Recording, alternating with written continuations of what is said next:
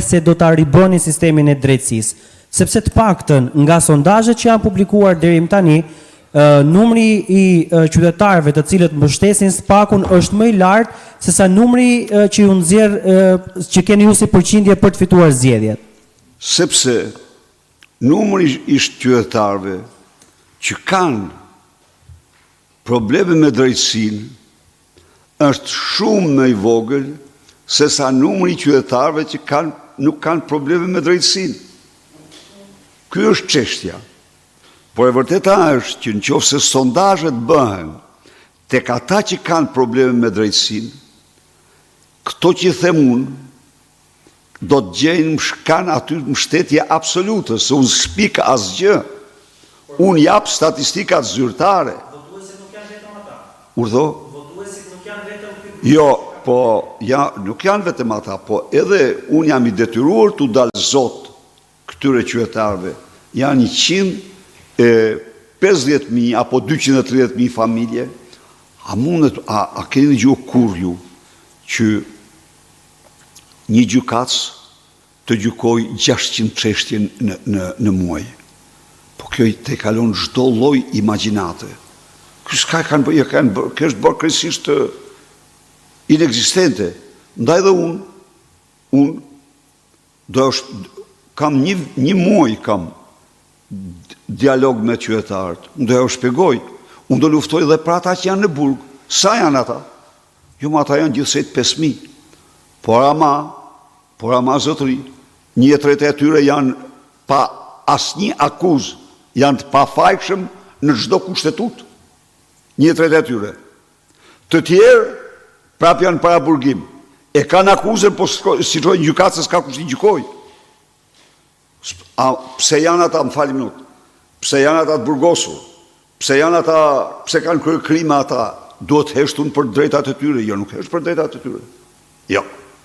Se pastaj të drejtat bëhen për shesh, marrin fund.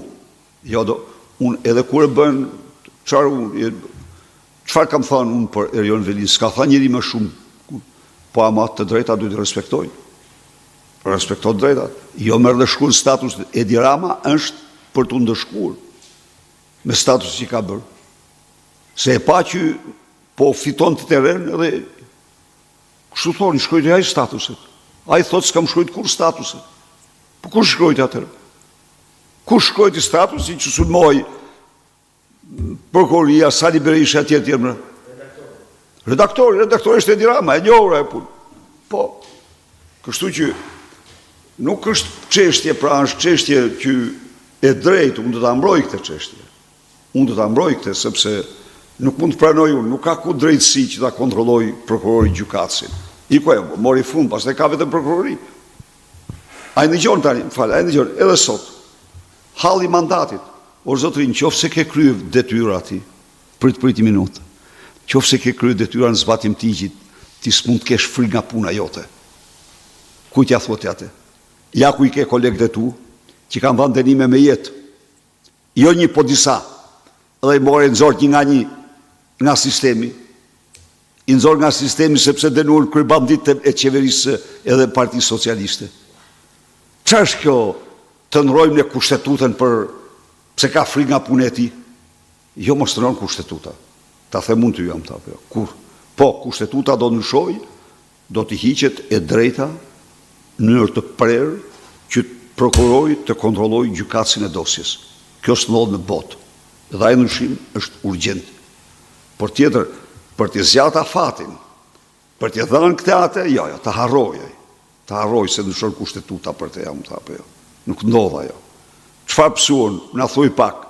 Ku i ke dënimet ti? Tregoj, prokuroria e krimeve të rënda ka jo një, po 10 dënime për jetë. 10. Kriminal nga më të rrezikshëm, vras serial. Ku i ke ti? S'ke asnjë. Gjërë sot, se bon pazare. Dhe tani, kështë shukë, i obsedur, në çdo takim, kërkon ma ndryshoni kushtetutën për karrigën time. Jo, mos zotëri, nuk ndryshojmë kushtetutën për karrigën tënde. Ti tregon se s'ke prokurim tjetër vetëm frikë nga puna që ke bërë. Pse ke frikë nga puna që ke bërë ti? Ke qenë prokuror, s'ka, do shkosh prokuror prap diku tjetër, s'ka, në qoftë se ke punuar, në qoftë se ke punuar do përgjigjesh. Nuk shkon kjo kështu. Apo e kam gabim? 1 e 2, lëshoni kushtetutën, thotë. Zoti Berisha, kam një pyetje. Ju gjatë kësaj kohe keni prezantuar platformën tuaj qeverise. I vlerësoni hapjen e fushatës nga ana e Partisë Demokratike, vlerësoni takimet që zhvilloni me qytetarët, pak më herët denoncuat bandat kriminale të cilat po ndorhyjnë në zgjedhje. Cili është mekanizmi që do përdorë Sali Berisha për mbrojtjen e votës në 11 maj? Faleminderit Armand. Them se kësaj here kemi bërë punën më të mirë se asnjëherë tjetër për mbrojtjen e votës. Kësaj here sytë e Europës dhe të Shtetet e Bashkuara janë të katër të çelur. Dhe Edi Rama e din që janë të çelur dhe po shohin çdo akt të tij. Ne po bëjmë transparencë në çdo veprim.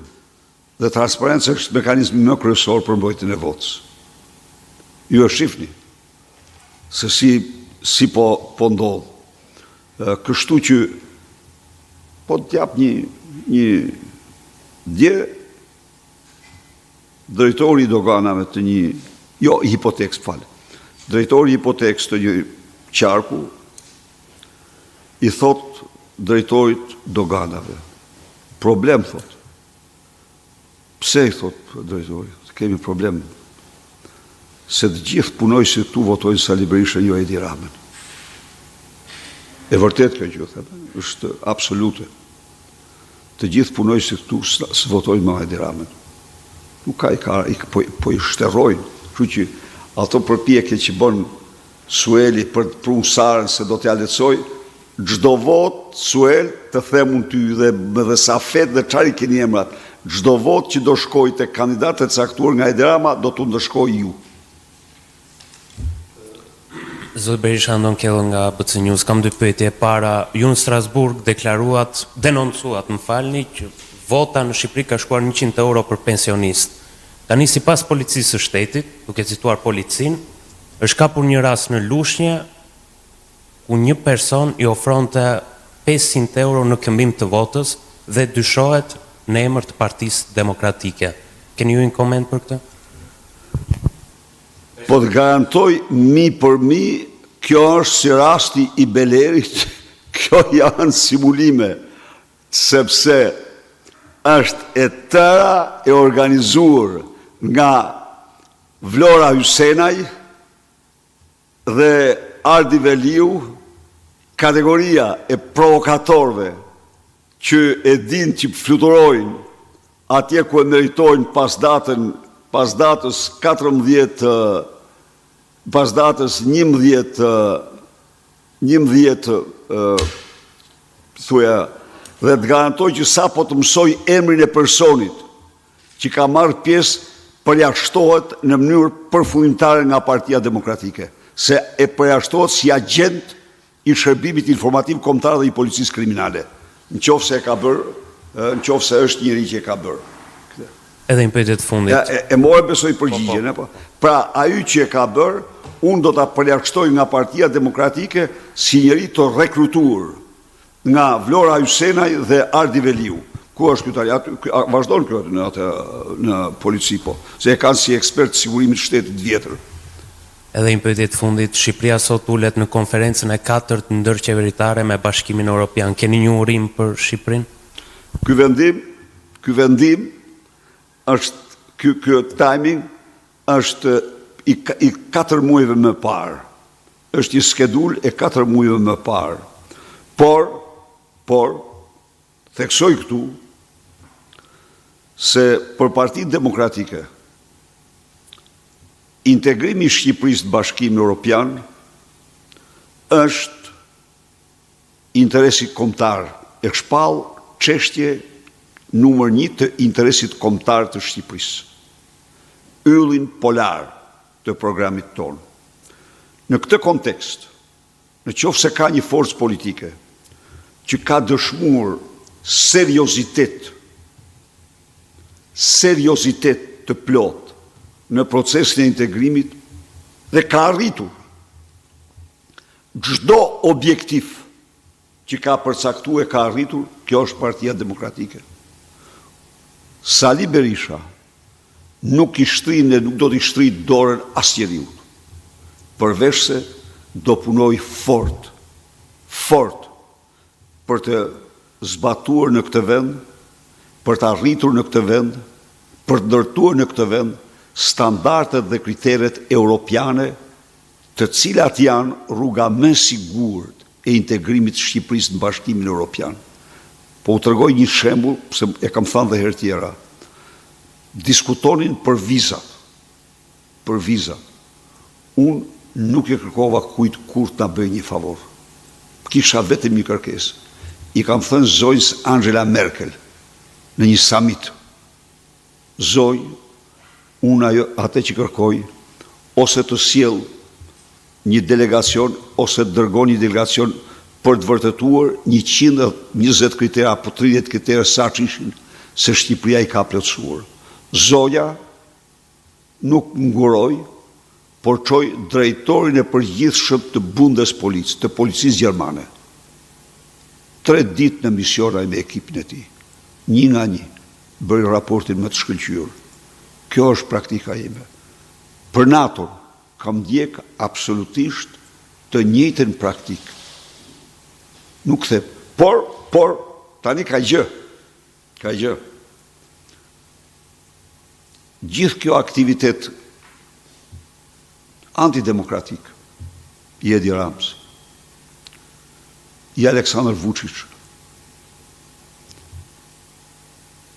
jo vetëm atyre, po dhe tjerëve, ka bërë që qeveria e gjermane të dalë me një deklarat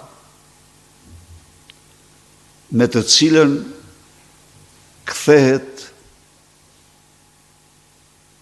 procesi i integrimit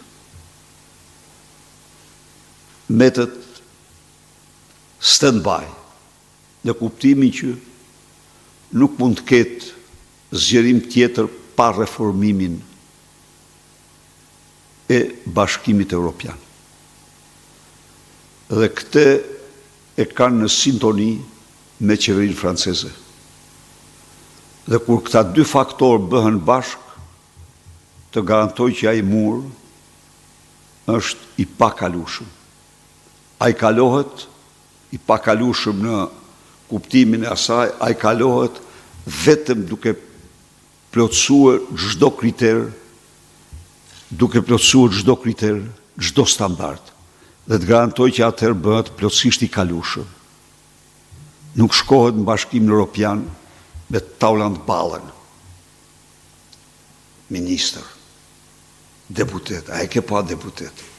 Ky ka avu të gjithë deputet me dosje në mënyrë që të luftojnë për jetë ose vdekje, për grabitje votash, se për në shkojnë të gjithë në burg.